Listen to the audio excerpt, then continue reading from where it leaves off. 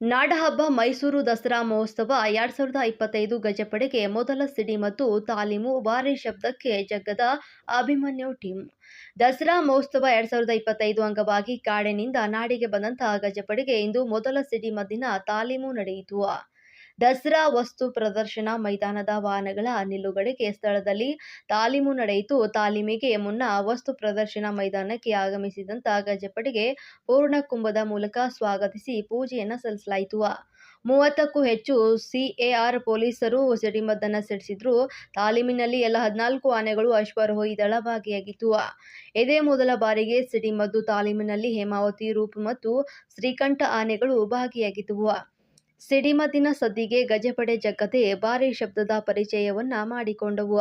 ಮೊದಲ ಬಾರಿಗೆ ಆಗಮಿಸಿದಂತ ಶ್ರೀಕಂಠ, ಹೇಮಾವತಿ ಆನೆಗಳು ಸಹ ಬೆದರದೆ ತಾಲೀಮಿನಲ್ಲಿ ಭಾಗವಹಿಸಿದವು.